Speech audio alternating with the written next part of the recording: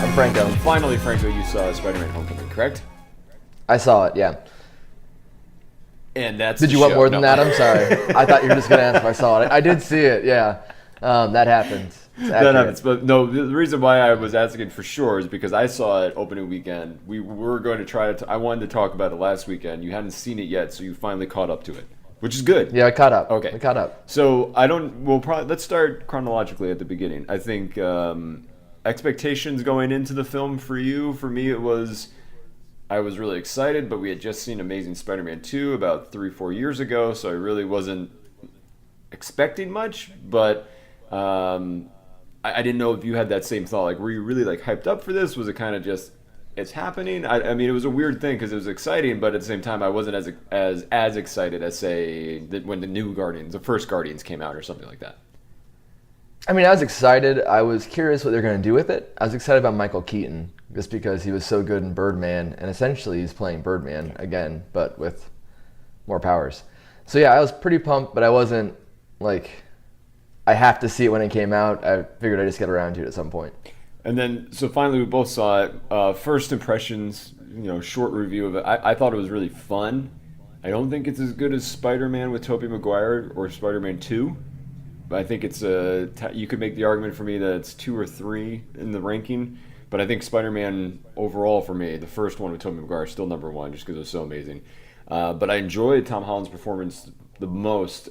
His Peter Parker was the most engaging and interesting because it finally, for once, got a Peter Parker that you could kind of believe was in high school and kind of had a cool high school young adult vibe to it, which has always been sort of Spider-Man's bread and butter. I agree, and I feel like you're kind of right. I think the script for Spider-Man 2, not the Amazing Spider-Man 2, No. Spider-Man 2 with Dr. Octopus, was probably the best script for a Spider-Man movie, but I feel like Tom Holland was easily the best actor, I think, to play Spider-Man, or the one that really captures who Spider-Man is. And I think, the downside, the only thing I would, we can talk about this, and I think it's worthwhile. Tony Stark, too much or too little, Franco? Just right, Okay. I guess, just the right amount. Like, they gave him stuff to do, but it wasn't like he was the hero, and he shouldn't have been, because that's not his movie. Here's the thing. I thought it was my biggest complaint, and I had this conversation with you all the time in college, and even as adults, because it's still, we're nerds.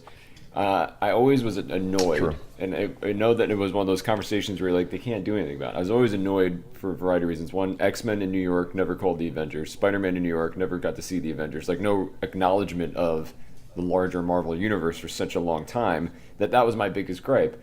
I loved the films, Tobey Maguire, but I always was like, you know what? If this was a real true comic book, it would have elevated at least Captain America would have showed up. Let alone the full Avengers. So that was always in the back of my head as a comic book nerd. Like this always would have eventually got into some level where there should be some acknowledgement. So when now you finally get that acknowledgement that they coexist, and I kind of felt I was like, wait, I like Robert Downey Jr. and Tony Stark, but I thought it was a little bit too much. And he conveniently showed up in points like the Staten Island Ferry where Parker can't. Oh, timeout. Yeah. You got to throw spoilers Oh, up. we're gonna spoilers spoil. coming for the movie, yeah. So there are spoilers coming. Spoilers. So if you haven't Right. seen it, sorry, deal with it. Come back later and watch the rest of this. But in the scene where the Staten Island Ferry splits in two, Iron Man conveniently shows up and has little Iron Man robots that push it back together, and he just seals it up, and then it goes from there. I was like, all right, I kind of would have liked to have seen just more solo Spider-Man than Iron Man kind of coming in and being like the dad and yelling at him like 3 or 4 times in the movie. I almost kind of disagree. Okay, I that's think fine. it was good to have Spider-Man fail at that point. I mean, it could have been anybody. It didn't have to be Iron Man. But just that, like you said, the comic book acknowledgement that this is big enough that everybody else kind of sees what's happening. And if the Staten Island Ferry got split in half, I'm pretty sure news would be covering it. Yeah. And cell phones, as we know, have been live tweeting it. And yeah, so it made sense that Tony showed up and did what he did. I think it was a little too easy, but whatever. But that moment, like where Yeah. it worked really well, and there was that cool moment where Peter Parker's having his angsty teenage fit, as Peter Parker should. It was just like, you're not even in the suit, and then Tony steps out of the suit. And I was like, that is a poignant moment for someone, especially with that, like Tony's own dad issues. Is like a interesting moment. I did like it, and again, spoilers all over the place. We're gonna jump right to the end, and then we'll come back. That he ended up wanting to be in the he wanted to be in the Avengers for pretty much the entire film. At the end, he gets offered the Avengers.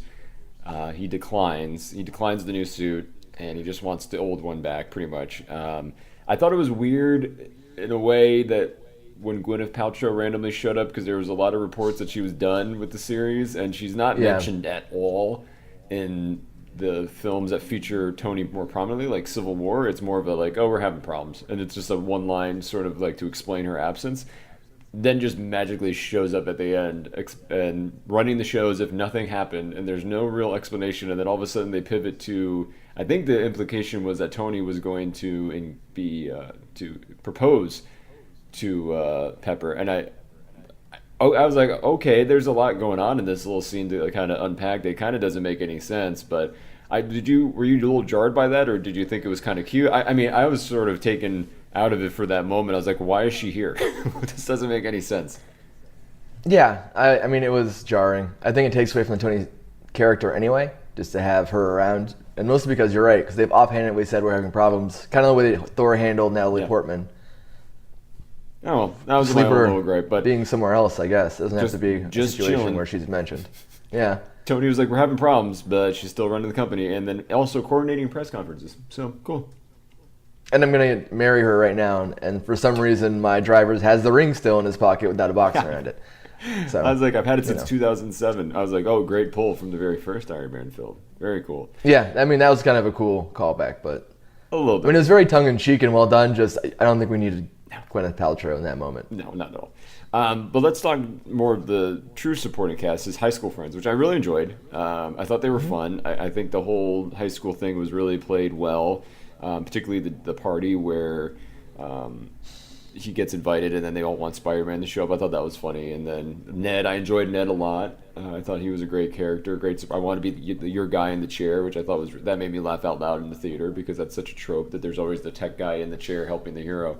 I enjoyed all of them. You had the reveal that Zendaya's character is really truly our MJ, so to speak, in the films, and they're doing more of she's smart like Peter as opposed to the cheerleader angle. So I was like, all right. So obviously they're setting that up for the future films, that they're going to be friends and that she's more interested, it seems like, in him than Peter is. So that's another bit of a reversal than the traditional story. So overall, I liked them. I think it was just the perfect amount of time for everybody involved and to really kind of build those characters. And you can see where they want to go with this in the future.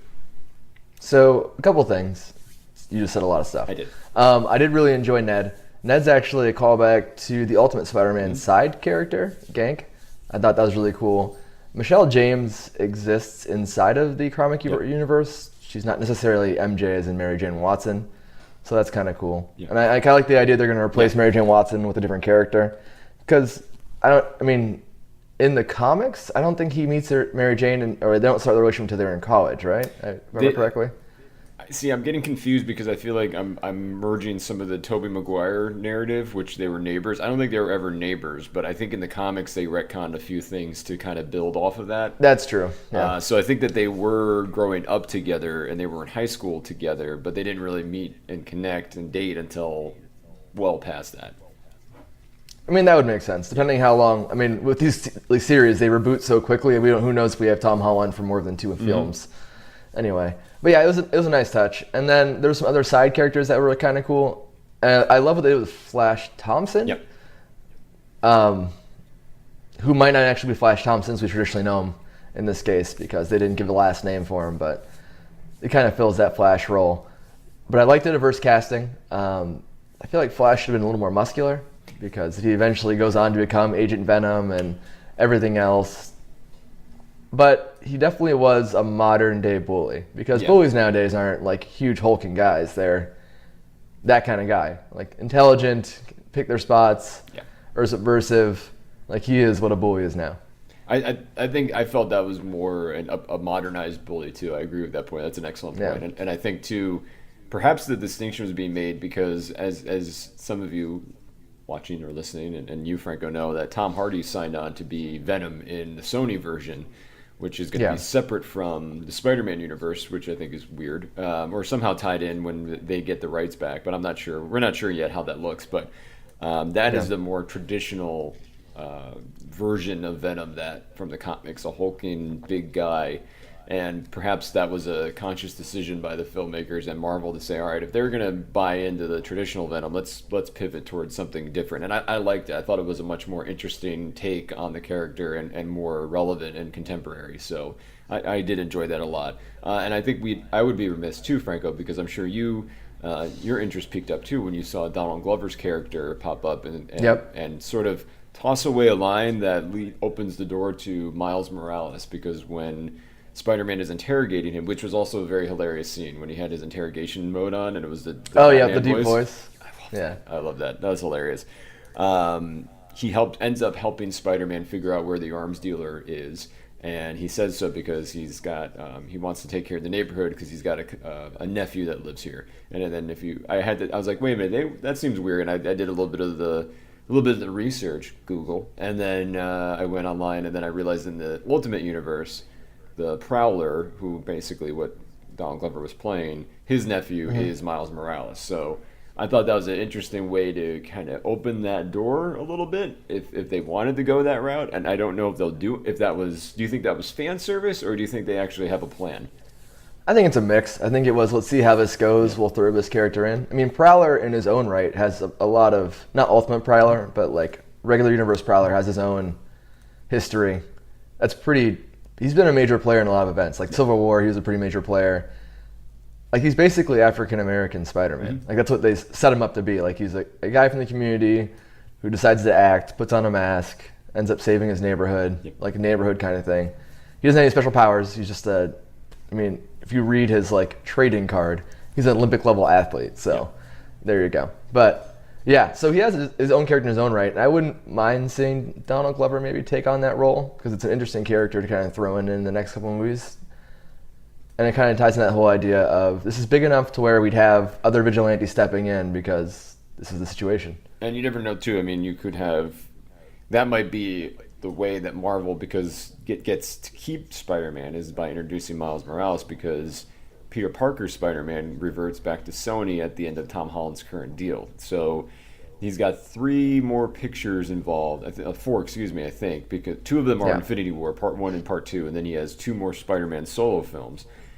That would be hilarious and insane at the same time if they kill Peter Parker at the end of Tom Holland's contract and then Miles Morales steps up, and then all of a sudden you see another Peter Parker in Sony, which would probably mess with people that aren't as too familiar. But in a way, it's such a comic book move if they do that, so I really hope that it works out. But I was thinking that might be the reason why they're throwing that out there, because then they get to keep their Spider-Man in the proper Marvel universe, cinematic universe, yet still give away Peter Parker, because I don't think the Miles Morales character is owned by Sony. I think it was only Peter Parker. Yeah, I mean, they bought the original story, yeah, and before Sony signed that contract, Miles Morales hadn't existed yet. So, I mean, that'd be kind of funny. I think the reality is that Venom's going to tank horribly because Sony's bad at movies, and they're going to end up just continuing the partnership with Marvel and having their name on Marvel films. I think that's what's going to end up happening ultimately. I would love, but who knows? Yeah. I would love for it to be successful, because if that means Miles Morales Spider-Man, great. I mean, I'm with you. I actually was not a big fan of the idea of doing another Peter Parker, but Tom Holland is a good enough actor and I think really captures the character that I'm fine with it. Like, I went into it with a lot of reservations, wishing they'd do something different, but the way they cast the movie and the way they played Spider-Man, I was fine. And then let's talk about Michael Keaton, who I thought was an awesome villain, one of the better Marvel villains that we've seen in a while. Really well grounded, well acted. I enjoyed it. I mean, they accomplished a pretty rare thing in comic book movies. Outside of like Magneto, they made a villain that you cared about. Like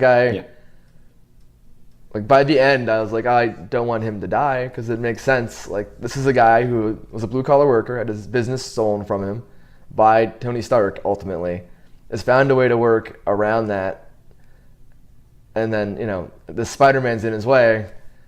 I don't know. Like, you kind of see him descend a little bit into being a villain, but then he like upticks. And he has that great scene about, you saved my daughter, like, I'm not going to kill you because of that. Like, it's just It's what it would feel like if a normal person had a bad day and became a villain. Like, that's what it felt like. And I cared about that character. Yeah, I did too, and I love the reveal that he was Spider-Man's girlfriend's dad. That was fun because I was like, okay, here's another like stereotypical high school thing, and then now it's up to notch with the fact that it's a supervillain in a superhero movie. The car scene was really, it was a little scary. Like I mean I give a lot of credit to Keaton for pulling that off because he could have made a lesser actor probably could have made that sound a little too hokey. I mean.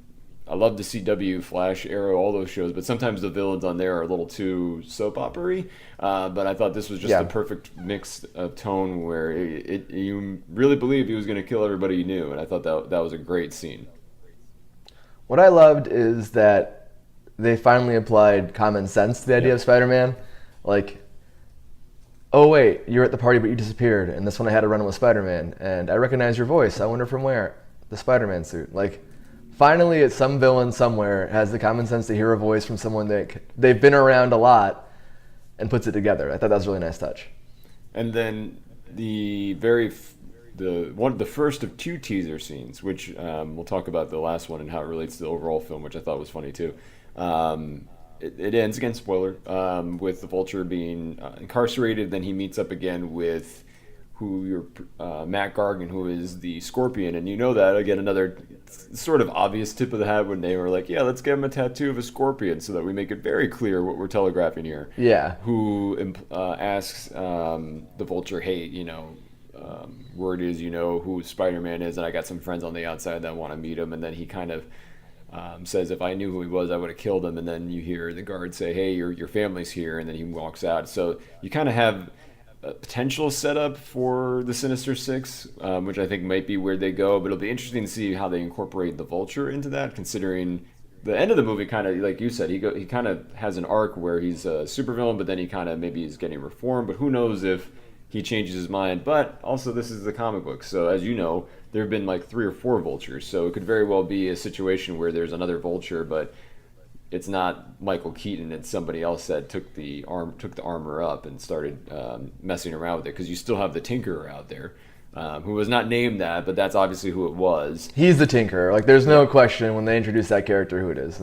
So that's an easy way to sort of open the door to the Sinister Six, because you already have the Shocker, so that's just an easy retrofit. You have the Vulture outfit. You already implied the Scorpion. So now you just need a Rhino, Doc Octopus, which would still fit. That's 5. Sandman might be a tougher one in that world if they're keeping it more grounded, because that's a sort of a... But I guess you could still do it. Or Electro. They could easily do Electro. And work it in with the technology. So you got 6 or 7 that you could roll in to do a Sinister Six, and then I think that would be entertaining. But I think the last thing I want to say is I enjoyed every part of Captain America's cameos, and I was like, this is such a great way to include Captain America. Of course, Captain America would do instructional videos for kids in high school and be part of the phys ed program, even in detention. I enjoyed Hannibal Buress. I wanted more Hannibal Buress because I thought he was hilarious, because when he introduced the video, he's like, I think this guy's wanted for treason, but I'm still required to show this to you. It's like, yeah, it's such a small continuity, but I enjoyed when continuity is in place, because yes, the last time you saw Captain America publicly, he was being assaulted for crimes against the country, but I really enjoyed that part as well. Also, side note, I think quite interestingly, this movie would fall before Civil War. Does it really? Or no, after Civil War. No, it's after Civil War. It's after, right? Yeah, it's weird because they had already built the Avengers facility. Yeah. But they're still shipping stuff over. Like, the timeline's a little messy, but it makes sense. I was having that same issue too when I was watching it with my wife, and I was like, I feel like, weren't they already moved in at the end of Civil War? But maybe it's just the remnants of the tower. They'd already, I think after Age of Ultron, they'd already moved in, because Tony shows Captain America the place, and the Falcon flies in, and Wanda's there, and he's like, here's the new Avengers, and then Civil War happens, and Wanda's locked into that facility, so it's pretty much already built, but maybe it was a slow move. Who knows? Slow move, but I was kind of curious that they got rid of Avengers Tower. Maybe they go back to it once Thanos strikes. I don't know. We're speculating. I mean, we'll see. We'll see. I think it was a MacGuffin. It needed to exist for the plane to take off from it. Like, it's just one of those things that got to written in the script. But any final word on Spider-Man: Homecoming? I love Joaquin Woodbine playing the Shocker. Yeah. Like, I know it's a minor henchman they threw in, but he does such a good job, and it's like, again, it's a relatable villain. Like, was a construction worker, his boss decided this. He suddenly like is thrust into the role of being a villain, even though he didn't want to be a villain. Like, it's just a cool. Like, they gave all of their characters enough to be actual fleshed out characters. I enjoyed. I think that's too. a really nice touch. I think it was the first.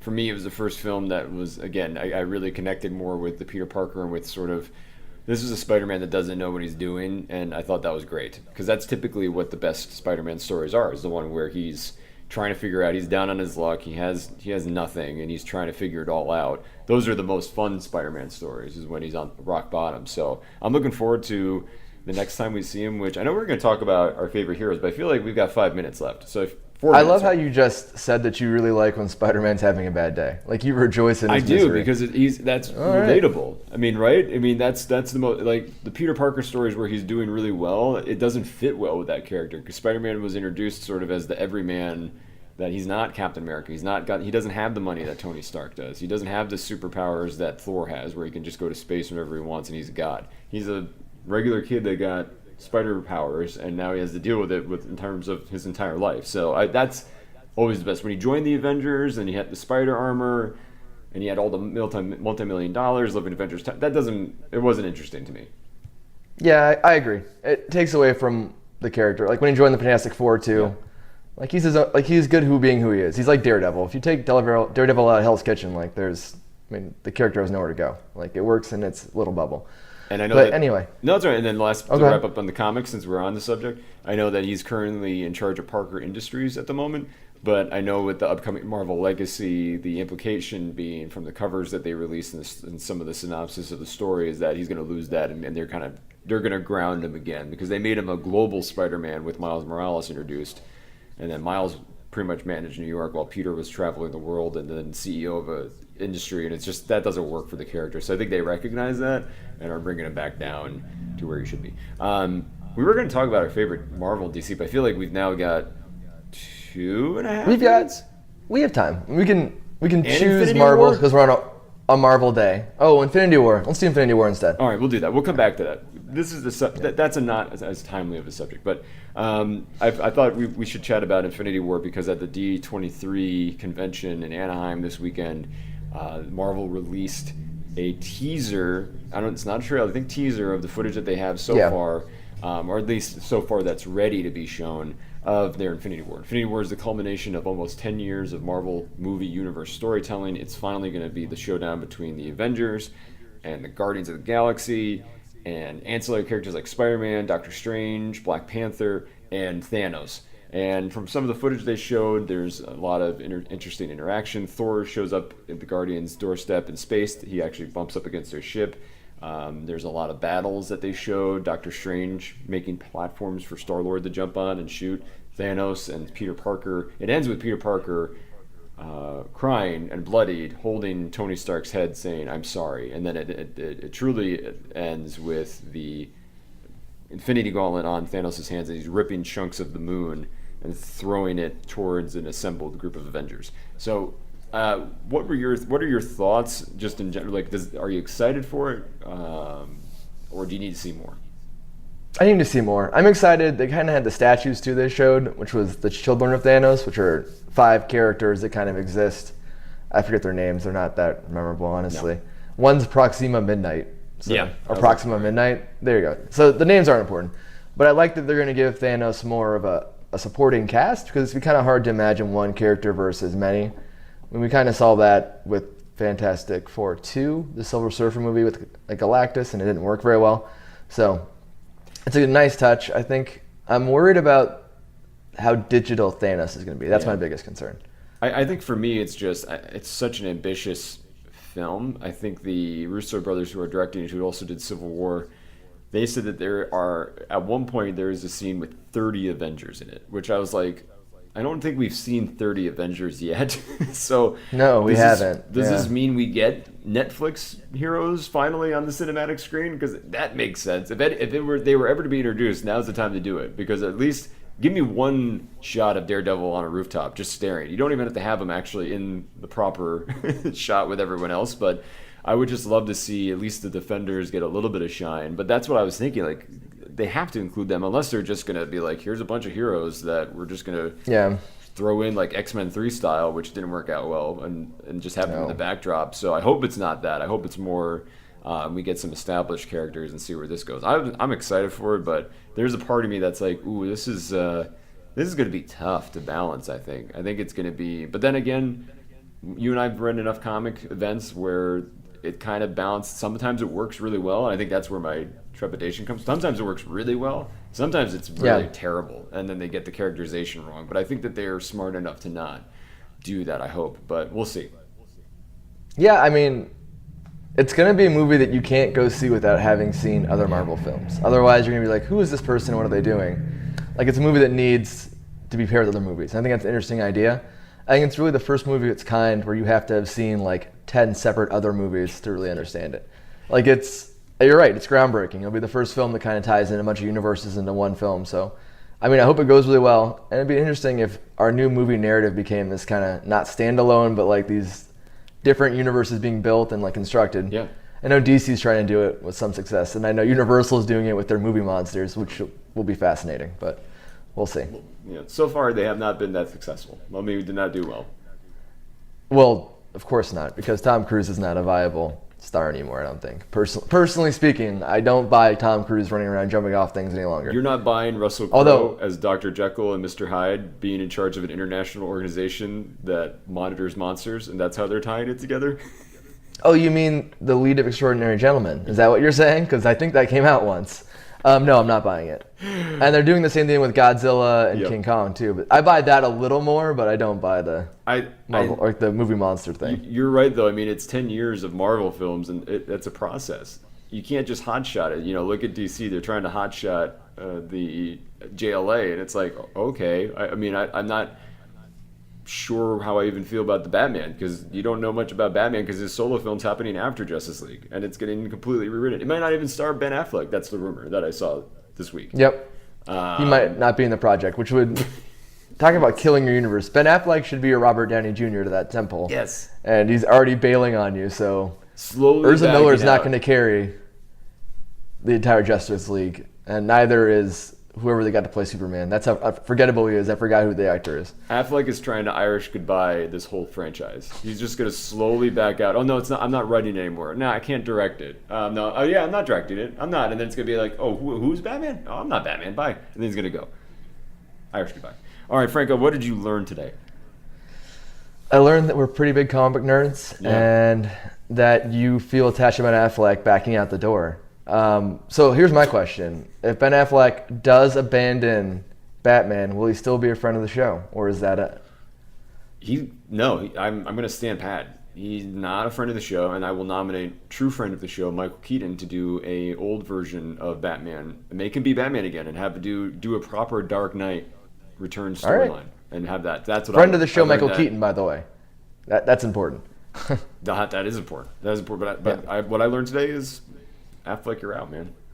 No longer friend of the show. Yeah, sorry. Have Affleck go across and then explode. I'm asking you to do so much stuff with the software that you just learned. I'll try. I mean, last week I got your sports fan thing blinking and everything else, so I'll work on an exploding Affleck. All right, for the BFF show this week, I'm Brendan. I'm Franco. Bye.